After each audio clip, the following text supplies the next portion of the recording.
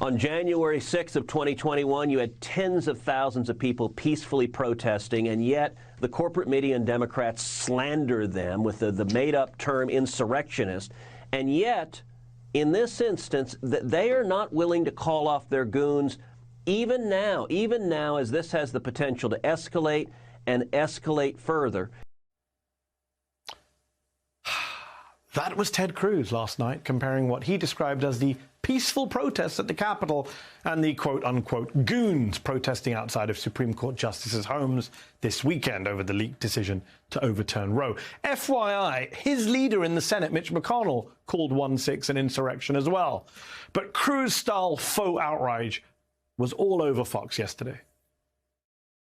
We hesitate even to bring you these pictures because they're so awful, but it's happening and you should see what it looks like. These are protesters. This is the mob outside Justice Samuel Alito's home in Virginia. They're disgusting. As you may have heard, this is the anniversary of January 6th. And in commemoration of that, we have donned the official network-approved solemn anchor outfit, white shirt, muted tie. Message, reverence. But actually, if you take 3 steps back as historical events go, if we're being honest now, January 6th barely rates as a footnote. Really, not a lot happened that day. Democrats are now reversing course once again, and they are supporting acts of political violence. As we speak, far-left agitators, they're trying to harass, intimidate U.S. Supreme Court justices and coerce them into saving Roe v. Wade. It is a disgusting, repulsive, despicable attempt to destroy the independence of our nation's judiciary. The vast majority in Washington, D.C. today were peaceful. The overwhelming, the 99%, as we say. These juvenile protests, I'm sure you saw some of the video, they're a clear attempt to intimidate and harass these justices, also to impede the deliberative process at the court, something the Democrats used to warn about. The breach of the Capitol on January 6th was a terrible thing. Crimes are committed. Some people were unfairly hounded and persecuted and prosecuted, but it was not an insurrection. To say anything different is beyond dishonest, and it ignores the facts of that day. The double standards.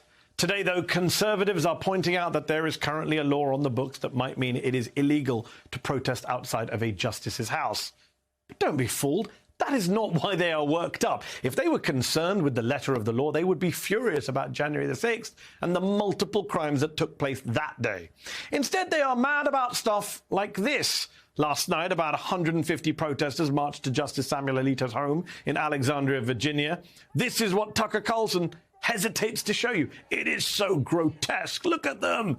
Forgive me for saying something so tough on television, but they held a candlelit vigil. A couple dozen protesters showed up in the rain outside Justice Brett Kavanaugh's house on Saturday, holding signs and chanting from a distance. They then marched to Chief Justice John Roberts' home and again held signs and chanted from a distance. Still, yesterday the Senate passed a bill unanimously beefing up the security provided to Supreme Court justices and their families. Amazing how fast the Senate can move when it wants to.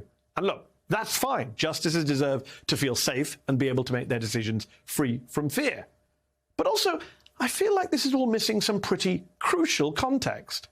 In just a decade, between 2010 and 2020, the National Abortion Federation documented 3 murders, 9 attempted murders, 1 bombing, 20 arsons, 8 attempted bombing or arsons, 621 acts of vandalism, nearly 6,000 acts of trespassing, 2 bioterrorism threats, 186 assaults or batteries, and 551 death threats by anti-abortion activists against abortion providers. Where is the right-wing outrage over that?